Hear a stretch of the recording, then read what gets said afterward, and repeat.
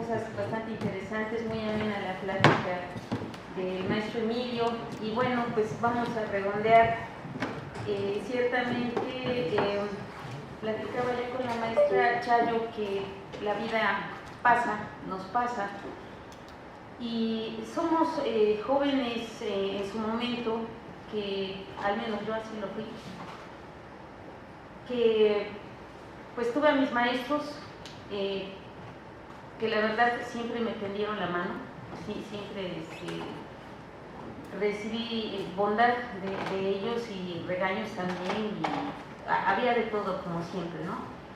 Y nunca, o por lo menos creo que apenas tuve la oportunidad de hablar con uno de ellos y de agradecerle cosas significativas que en su momento sucedieron.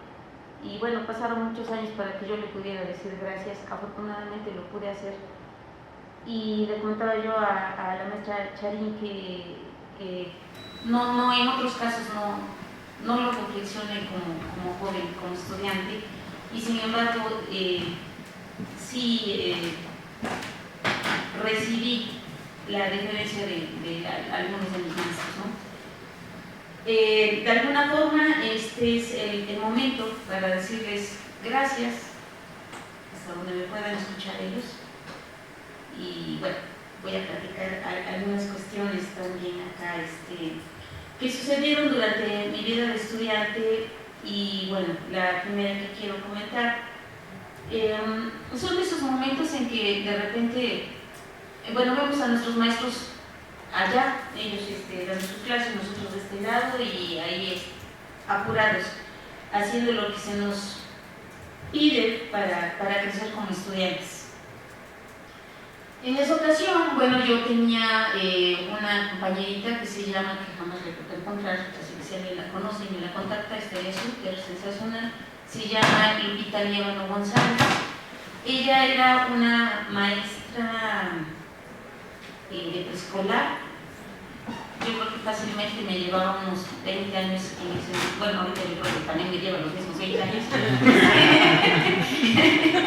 Pero bueno, el caso es que si era mucho más grande que yo, o sea, yo andaba en los 20, ella andaba en los 40 en ese momento.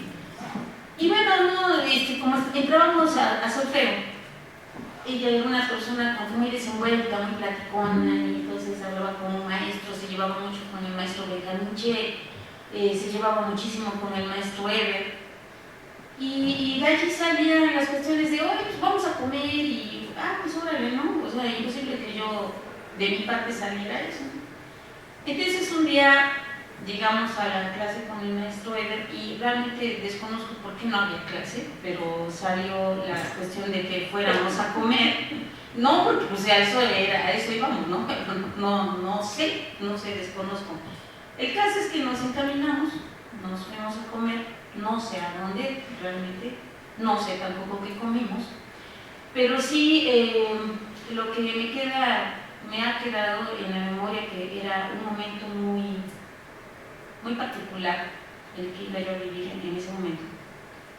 Porque, bueno, se siente uno a la mesa y empieza uno a platicar un poco de todo, y al maestro únicamente de repente lo tratamos bajo el ámbito académico, bajo lo que nos va a enseñar. Pero en ese momento el maestro pues abrió un poco, mucho de lo que era su vida, y nos empezó a platicar que él, siendo jovencito, estudiaba en una escuela de educación básica, en donde por las mañanas era ir a la primaria, a la secundaria, y durante las tardes recibían formación artística.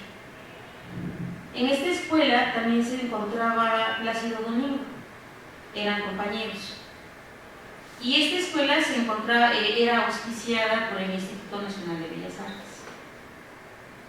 Entonces, bueno, el maestro se empezó a destacar, realmente le interesaba muchísimo la actividad artística.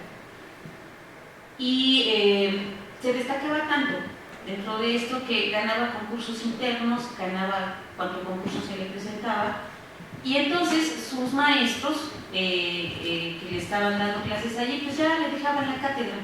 O sea, teniendo él como 14, 15 años, él le estaba dando clases allí. Y bueno, pues un día llega la fabulosa oportunidad de entrar a un concurso de nivel internacional, en donde el que ganara iba a tener la beca para irse al Conservatorio de San Petersburgo. Y bueno, pues el maestro entra al concurso y gana la beca. Pero bueno, la desfortuna son los momentos políticos que se viven. Y en ese momento el que tenía mucho poder en la Ciudad de México, y yo creo que en el país, y como muy bien lo dijo el maestro Francisco Martínez Galnares, decía el capo de la música, era Carlos Chávez. Entonces, Carlos Chávez era el que en ese momento se encontraba también frente al Instituto Nacional de Bellas Artes, era fundador de la Orquesta Sinfónica de México, tenía mucha proyección nacional e internacional. Incluso también se habla, esto solamente lo voy a decir como habladas de pasillo, como siempre, en muchos de los casos, tenía mucho que ver también con el camino que siguió la vida de Silvestre Revueltas. El caso es que manejaba todo a su antojo. Y esta no fue la excepción. Entonces, esa beca que le tocaba legítimamente al maestro Eber Hernández Zavala para poder ir a San Petersburgo, le fue arrebatada. Y allí él pierde la oportunidad de poderse seguir formando a nivel internacional y sobre todo por el tipo de institución de la que estamos hablando. Amargamente lo contaba el maestro y estaba llorando en ese momento. Porque decía, mi padre es militar. Mi padre era militar. ¿Cómo me iba a dar él la posibilidad de poder viajar a San Petersburgo? Dice, jamás. Mi padre no estaba en las posibilidades de hacer eso. Y simplemente ya no se le volvió a dar una oportunidad de ese tamaño. El maestro permaneció aquí en el país siempre, ¿sí? Sin embargo, o sea, dentro de la grandeza que él tenía, bueno, estuvo al frente de la Escuela Superior de Música y en el último momento de su vida, en la última etapa, que realmente desconozco, en un momento dado, bueno, si ustedes lo saben, ¿por qué él dejó de venir aquí a la escuela? Pero bueno, no, a ver, creo que sí, ya estoy llegando. Era porque iba a dirigir, en ese momento Carlos Salinas de Gortari Carlos Salinas de Gortari iba de salir y había dispuesto presupuesto, entre otras tantas cosas, había dispuesto un presupuesto para 10 zonas arqueológicas en el país, de las cuales una de las zonas arqueológicas favorecidas fue la de Cantona, aquí en Puebla, que ese también es otra cuestión interesante, que bueno, a lo mejor ahorita la traigo para allá. Y la otra era el CNA, ¿sí? Entonces, en ese momento, el que está nombrado para dirigir el área de música ahí en el CNA era precisamente el maestro Eber Hernández. Sí, creo que esa fue la razón por la que él puede venir aquí a la escuela. Y bueno, esa es la parte realmente penosa, triste y que desgraciadamente la cuestión artística no está exenta de ciertas posturas políticas que pues desgraciadamente pues pasan a traer, favorecen a unos y pasan a traer a otros. Seguramente el maestro hubiera sido brillante porque muy joven ya se estaba destacando dentro de esto.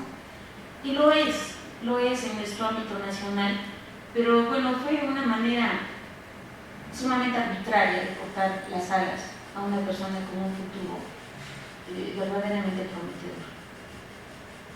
Y bueno, pues de esos momentos en que se abre el corazón de nuestros maestros y nos damos cuenta que son seres humanos, que de repente los vemos muy altos y sí, allá están, pero que son humanos y que se les atraviesa en el camino de todo, ¿no? Momentos muy interesantes como momentos como estos, ¿no? Y bueno, pues esa es la narración de esta desafortunada encuentro que tuvo el maestro, desafortunado momento. E incluso una cuestión muy interesante que a distancia, eso, bueno, le pasó en su momento de juventud. Cuando a nosotros nos daba clases, llegó un momento en que, como él era el único maestro de armonía en la escuela, o sea, él llegaba a las 8 de la mañana y terminaba a las 6 de la tarde, y no terminaba más tarde porque de veras, o sea, tenía que perder el viaje de regreso a México, al Distrito Federal. Entonces, algún grupo de nosotros dispusimos, bueno, pues nos vamos a México a que nos dé clase, ¿no? O sea, le preguntaba al maestro si tendría usted tiempo de que nos atendiera en México. Sí, adelante, ¿no? Y como esas cosas que uno ha encontrado en el camino, que es de mucho corazón, el maestro nos empezó a recibir en ¿en dónde íbamos al otro? No era en el Centro Nacional de las Artes. Era, ¿cómo se llama el otro? La escuela a la que llegábamos. A la Orillo Listre. Él nos empezó a recibir allá en la Orillo Listre. Y lo padre era que él había dispuesto toda una tarde para atendernos. Entonces era llegar a tomar clase a las 4 de la tarde y nos daban las 8 de la noche igual, o sea, nos salíamos porque teníamos que regresar a Puebla, porque de ser posible nos iríamos. El maestro nunca nos cobró un centavo. O sea, él nos dio la clase porque se la solicitamos, pero no nos dijo va a ser tanto y cállense, ¿no? Era realmente, le dejábamos algo simbólico al maestro, pero él nunca nos dijo nada de eso, ¿no? En absoluto. Y disponía 4 horas de su tiempo, que posiblemente eran 4 horas en las que él podía descansar, en las que podía estar tranquilo. Bueno, incluso se acarreaba a sus niños, porque hasta apenas precisamente con todo esto que se ha estado moviendo, pues obviamente eran unos niños que luego andaban por allí, eran sus hijos. Entonces se llevaban los niños, y los niños ahí andaban jugando mientras él nos estaba dando clase. Y los niños nunca tampoco interrumpieron de que papá, ya me quiero ir, papá, nada en lo absoluto. Yo creo que estuvimos viendo como unos 2 años aproximadamente. Y yo creo que ya después fue cuando vino lo del CNA, y bueno, pues ahí terminó. Poco tiempo después de que fue nombrado como director de la superior allí en el CNA, el maestro fallece. El maestro fallece en el año 2003, realmente falleció joven. Y bueno, pues esa es la historia del maestro, a grosso modo, del maestro Herrera Hernández, ahora al menos en lo que respecta a mí, de ese recuerdo, ¿no? De este maestro. Y bueno, me paso a la siguiente porque esa media hora también es mía. Bueno, y pues seguimos hablando de los maestros. A mí me hubiera gustado mucho, porque les prácticamente estamos hablando aquí con compañeros que sí tienen una referencia clara de quién es Hernández Zavala, cada unos jovencitos que a lo mejor no lo tienen presente, pero es en los libros de texto viene atrás una foto y se hace una pequeña reseña biográfica del maestro. Entonces, y bueno, ahorita entonces me paso a hablar del maestro Francisco Manuel Martínez Alnares, que también ya lo había tocado Emilio acá en la plática, pero es que de veras hay cosas tan sensacionales en estos maestros que yo digo que solamente a la distancia de la vida es cuando uno se da cuenta, carambas, o sea, en dónde estaba uno parado, ¿no? En esos momentos para nosotros, para los que éramos estudiantes, hablar de ciertos maestros de la institución, decíamos, carambas, o sea, son maestros que vienen de México, son lo máximo. De hecho, la fundación de esta escuela precisamente empieza con una plantilla de maestros excepcionales, bueno, caray, que venían muy fuertes. Después las cosas empezaron a cambiar un poquito. Y bueno, pero estos maestros venían de la Ciudad de México y a nosotros nos impactaba mucho la noticia saber de qué maestros nos estaban hablando. ¡Wow! Eso es un maestro que viene de la superior, es un maestro que dirigió la Nacional de México. O sea, es un maestro que es maestro, tiene maestría en filosofía, hizo estudios en Francia, hizo su tesis sobre Debussy, y caramba, pues es este hombre que me va a dar clases a mí, ¿no? Entonces nos emocionaba muchísimo, aunque nos metían una barrida a la hora de que nos estaban contando las cuestiones históricas, y el maestro tenía una habilidad para pasar desde el Imperio Romano, desde los hititas y zúmbalo, de repente ya estábamos acá en el siglo XX y se regresaba al siglo XVII y nosotros así nomás como que mareados, como gatos enmarejados en una cuestión histórica, pero era, bueno, nosotros felices de estar allí con las pláticas del maestro. Pues bueno, no recuerdo en sí muy bien cómo haya sido mi primera clase con él, pero era una persona que tenía una personalidad bastante fuerte, muy importante.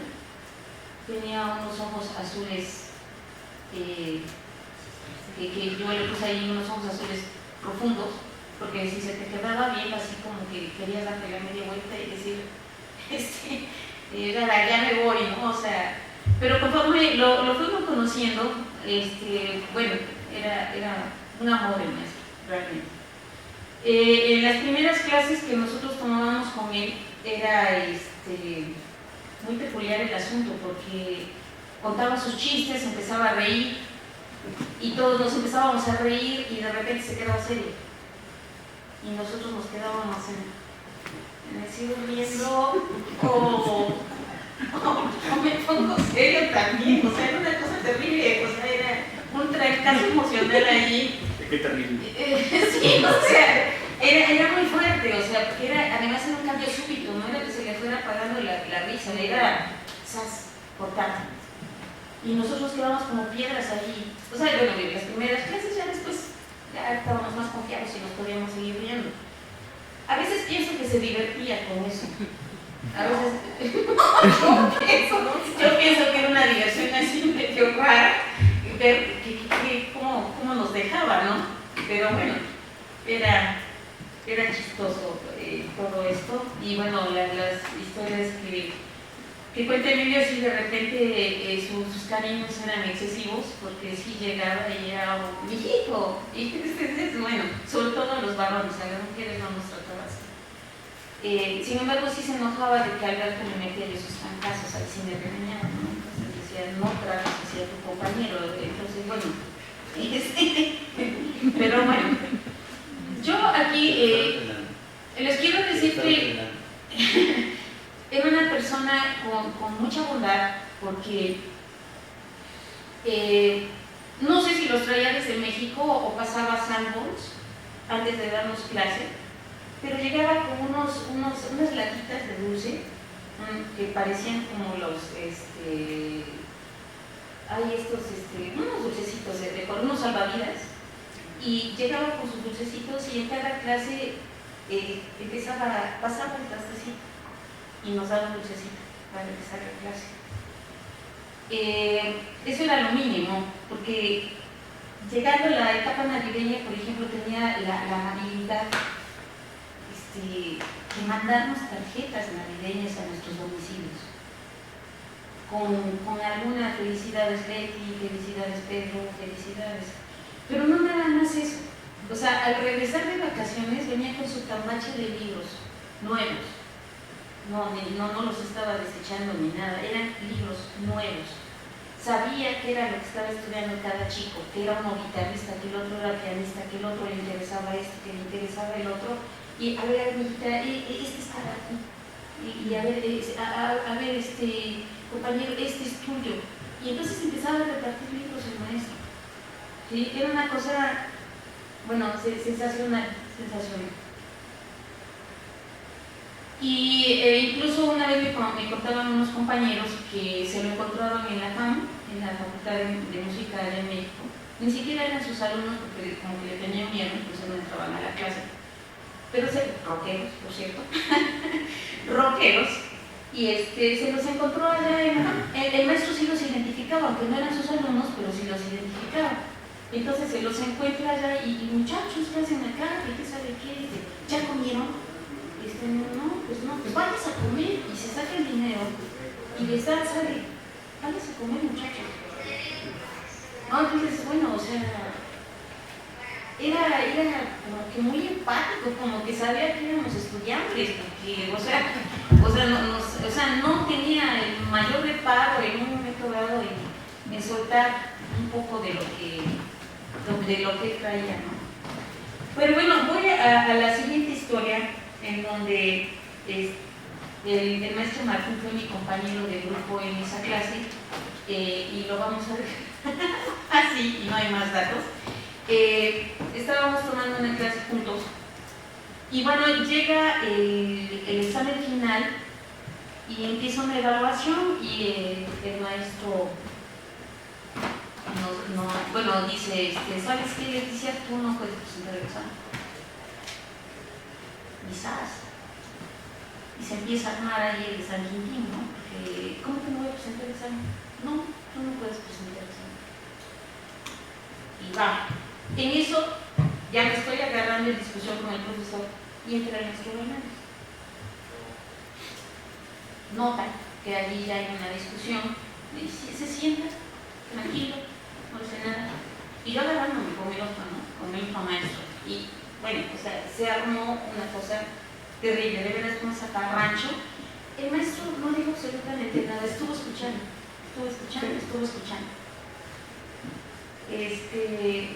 Estuvo fuerte la pelea con ese maestro ese día. Pues no recuerdo, o sea, ¿qué pasó después? O sea, me salí del salón, no sé a dónde me fui, no sé qué sucedió después, no lo recuerdo, recuerdo sí ese momento tan fuerte. Y ya, pasó, pues, ya pasó ese momento amargo. La materia no la pasé, o sea, la materia no la pasé. Pero bueno, ya a la semana siguiente los maestros que venían de México normalmente venían una vez a la semana. Entonces, a la semana siguiente me encuentro al maestro Bernales, y me encuentro en la biblioteca y se sienta conmigo preocupado, verdaderamente preocupado.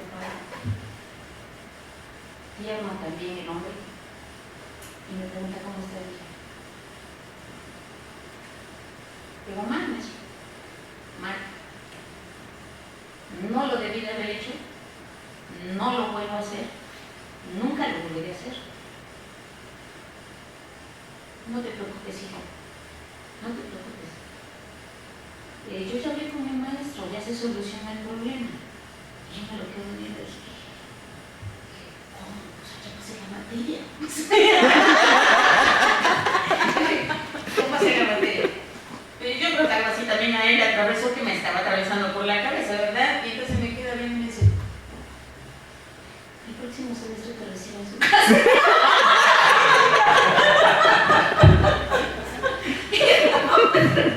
Es que era el único maestro que estaba impartiendo la materia en ese tiempo, o sea, entonces sí, yo me lo quedo viendo.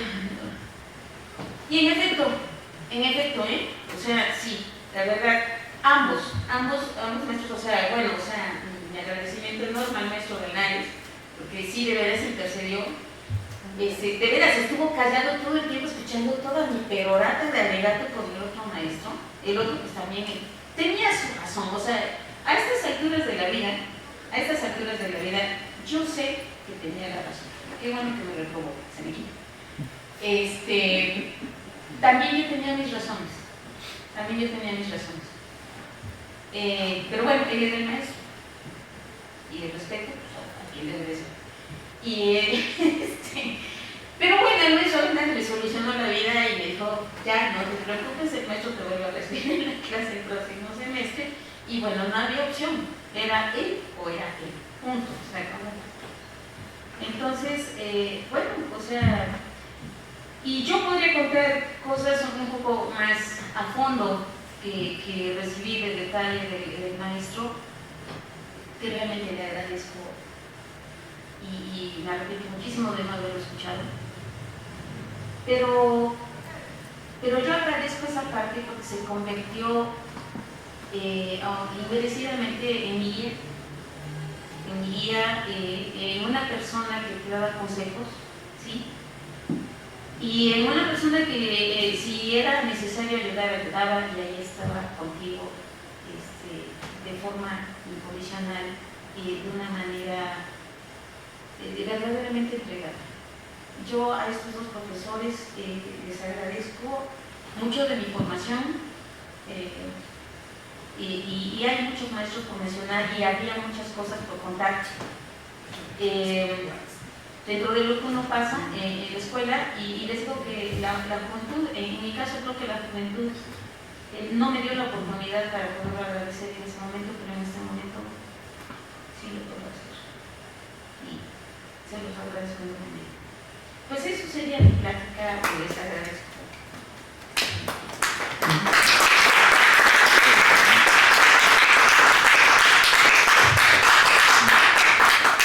Bien, nos quedan unos minutitos, no sé si haya alguna pregunta para la maestra Leti o para alguno de los ponentes anteriores. Sí, aquí el director. No.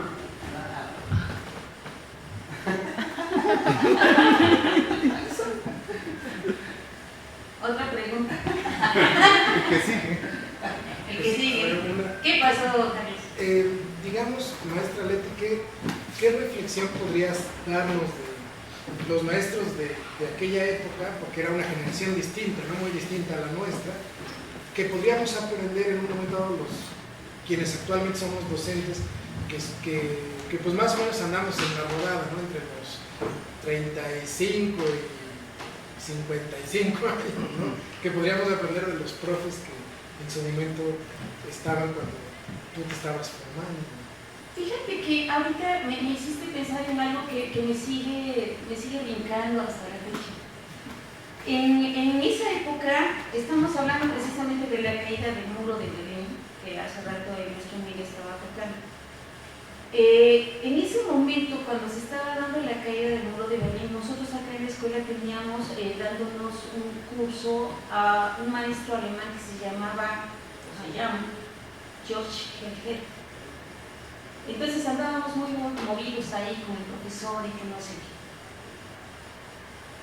Lo que yo veía en esa ocasión, nosotros como estudiantes, también cuando vino, por ejemplo, por primera vez vino este guitarrista cubano, que después lo trajeron,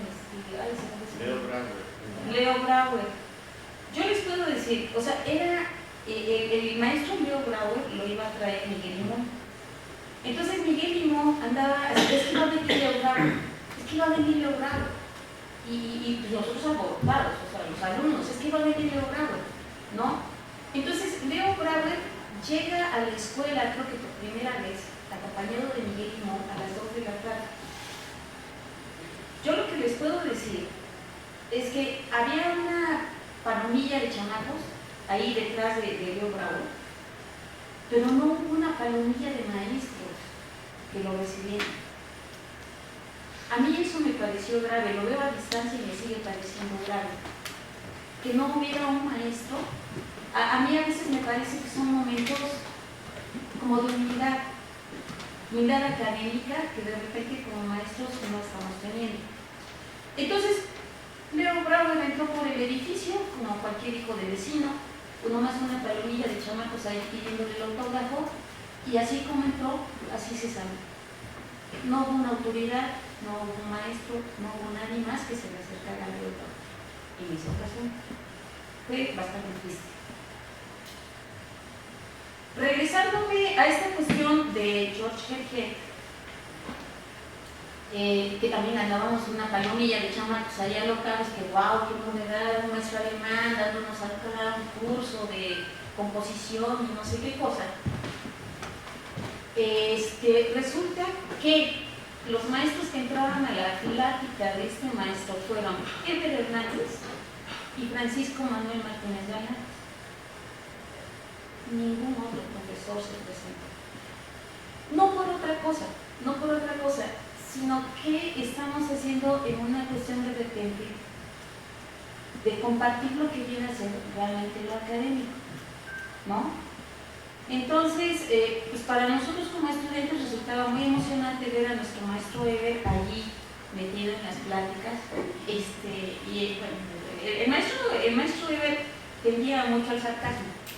Entonces, pues nosotros como estudiantes, ¿y cómo va el maestro? ¿No? Entonces, el maestro Ganares, no, el maestro Ganares era así como que más, no, es que se equivocó, o sea, le estamos haciendo. El maestro Ganares tenía, bueno, a lo que me quiero referir, el maestro Ganares hablaba alemán, hablaba francés, hablaba italiano, y él me decía que entendía el inglés. Oye, muy bien el hombre. Alguna vez me comentó también que, por ejemplo, él había estado estudiando en escuelas jesuitas. Entonces, en esta escuela jesuita fueron todos los hermanos, no sé realmente cuántos hermanos tenían. A ver si ahorita el maestro Momox nos hace tan clara. No. Yo pensé que ibas a decir. Sí, perdón. Tenía hermanos, y a mí lo que me comentaba el maestro Ganares, por ejemplo, decía que él no entendía por qué, yendo a la misma escuela, viviendo las mismas circunstancias, se había marcado tanta diferencia entre él y sus hermanos. Entonces, en esta escuela jesuita, a él lo empiezan a jalar los maestros para que recibiera clases de historia de México a la edad de 8 años, pero entonces, porque él entendía, a la edad de 8 años entendía perfectamente el francés como si fuera su lengua materna. Dice, a mi hermano nunca lo llamaron, mi hermano siguió sus clases normales. Entonces desde allí ya las cosas empezaron a cambiar demasiado dentro del ámbito familiar, por lo visto, y creo que eso fue también muy determinante de ciertas circunstancias familiares que había por allí. Entonces, cuando viene Gerger, teníamos una compañera que había vivido en Alemania, que era Susana Tiburcio. Entonces nosotros, bueno, alguien hace dentro del grupo, hace una pregunta en alemán, se la plantea Susi, se la plantea al maestro, y el maestro contesta otra cosa, y entonces ahí el maestro Ganares se enciende, ¿no? Dice, a ver, o sea, le están preguntando una cosa y contesta otra. Así, el maestro se prendía fácilmente, ¿no? Entonces decía, bueno, ¿de qué se trata? O sea, le preguntan una cosa y está contestando otra. Y vaya, o sea, perfectamente él estaba entendiendo todo lo que estaba sucediendo. Nosotros ahí nos estábamos viendo lo que sucedía. Pero bueno, acá era la cuestión del intercambio académico, de cómo había esta cuestión de que, siendo el evento que fuera, los maestros estaban presentes, porque yo siento que era un interés formativo, de a ver qué veo, qué de nuevo, esa inquietud académica entre los propios maestros de ver qué era lo que estaba sucediendo. Yo te diría que eso es algo que sí tenemos que aprender. Algo que sí es importante como maestros. De repente, alguna vez me tocó ver acá, por ejemplo, que había un concurso de piano, o no, era una masterclass de piano, perdón, y pues mandan al alumno solo, ¿no? Entonces el alumno viene solo, el alumno viene tocando pues, conforme le dijo su maestro, ¿no? Pero creo que también es un llamado de atención, no para el alumno, sino también para mi maestro, porque yo fui el que le enseñó. Entonces, si le están llamando la atención al alumno que está tocando, como yo le dije, creo que el llamado de atención también está haciendo para alguien más, ¿no? Entonces creo que el alumno no debería de venir solo a esa masterclass. Creo que también debemos estar los maestros acompañando a nuestros alumnos. Creo que es importante, o sea, yo veía eso El lado humano, pues yo creo que sí lo tenemos. Acá tenemos dos chicos, a lo mejor dicen, no, el lado humano tampoco está. Pero bueno, de repente como que sí nos involucramos con los alumnos, incluso de repente es hasta de tener cuidado, ¿no? Porque a lo mejor no lo hace uno, el chico tiene que decidir finalmente en su vida. A lo mejor es nada más ayudar, apoyar, punto, cada quien su vida y cada quien tiene su decisión. Entonces, pero bueno, al menos en el lado académico yo te diría que creo que eso es lo que nos hace falta. Pienso. No, ¿me equivoco?